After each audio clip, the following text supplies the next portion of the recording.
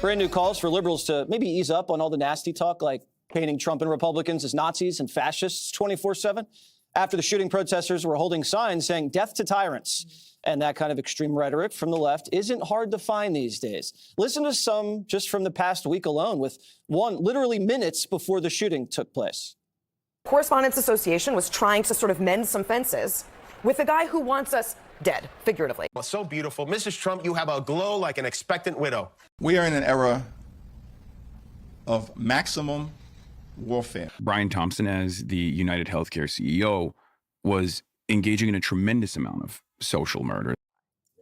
The left's also going nuts with conspiracy theories that Trump staged the whole thing. A good chunk of the country thinks this was staged. And I don't think that. Let me just be clear. I don't think that. But where are we in America that the first conclusion so many people reach because of the polarization and because of some of the things that our elected officials have done? Folks on the internet say that this was a false flag. To see people say those kinds of things, it is frustrating and it's disturbing. It shows the issues that we have to try and fix in this country. Dana, you know, Time when people will go immediately online and they'll just filled their feeds all day long, conspiracy theories, and it's the quickest thing to say. I think it's also a way, especially for the left, to be like, obviously this is Trump's fault, right? In some way, they'll figure it out. You can see from the potential shooter's post that he had a pretty basic diet of resistance, lib content, right? It's basically all your left-wingers that are like really out there. And the reality is that if you say Donald Trump is a fascist and an imminent threat to your family enough times, people are going to believe you. Some people are going to believe you, and that gets to what Greg was saying in the A block. The problem here is that the incentives for Democrats are such that it leads themselves to saying the most inflammatory things possible. Yeah. Go back in the Wayback Machine with me. Do you remember this? Joe Biden, when he was president, they made a huge to-do, and there was going to be a big announcement, and they'd done all of this research. And what was it? It was not for like a new cancer plan. It wasn't to save Social Security. It wasn't a comprehensive immigration reform. It was because they had done a full-on policy rollout the day that Joe Biden declared Trump was a semi-fascist.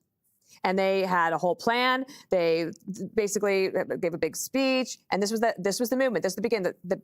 This is it. They drew the line in the sand that he is a semi-fascist, which gave basically permission structure for everyone else to say that. And I think if you look then to the media coverage, to the social media, which I think where a lot of this lies, not so much on cable TV, although I don't love it, but a lot of this on the social media sites, that's how we got to where we are today. Kennedy, in the Kimmel joke, we don't want to police Joe. I don't think there's any way he could have known that there would be another assassination attempt on the president in that room. But there was, and it's a bad look. And, the same way that he and Colbert have to get back to basics in terms of being actually funny, it's the same way that the media has to get off the addictive syringe of the conspiracy theories and Trump is bad, Trump is evil, Trump is Hitler, he's a fascist. That's the easiest thing to do. The harder thing to do is to take his policies issue by issue and dismantle them. It's the smarter thing to do. It would resonate longer term with voters, but they don't want resonation. They want the sugar high. They want the dopamine hit. And so they know that the crazier stuff they say, the faster it travels through the algorithm and it reaches people on TikTok. And that's how a lot of people get their news nowadays. Yeah. So people like AOC know that all they have to do is call Trump a traitor and a fascist. And all of a sudden, they've got 2 million views for their 10-second video. And, that counts as victory here. And it counts as money. The money pours in and then they stay on their job, Harold. Yeah, I'm still I'm at a different point than you guys are. I think that we are at such an awful moment in our country, again, where people think that you resolve these kinds of conflicts and disagreements with these kinds of actions. And again, this is not meant to be an insult to anybody around the table, but I think it is dangerous. If I don't win, there will be a bloodbath in this country. Oh, come on. That was the hoax, Harold. That was, come on. Don't Tell me. So, Greg, No, I don't want to, we've had this discussion about he was talking about the automotive industry, Harold. Gee whiz, we're not that dumb.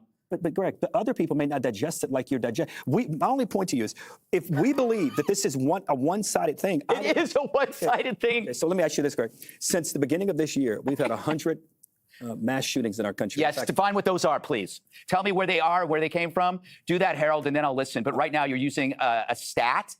Go ahead. Tell me. No, I won't interrupt. You know what? This is the problem. What we're the fact our closest here, we can't even let the other. You're bringing up mass shootings when we're talking about this. Why? I'm telling you, my point is, violence in our country has become so acceptable to resolve simple disputes, including political. The murder rate is the lowest in history, Harold.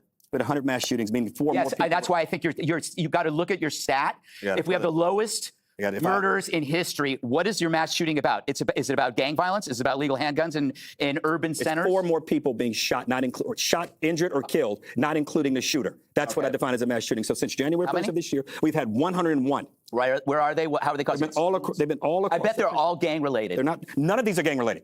None of these are gang related. 100? The one, Greg, the night that this happened, brother, in Indiana, on the Indiana University campus, you had 9 people shot because 2 women got into an altercation after midnight over a burger. Okay. Yeah, we are talking about political violence. I'll look up the 100 shootings that were not gang violence. Listen, but my point is, we have gotten to a point in our country where violence is and again, and we I agree. understand my argument is not popular here. 26.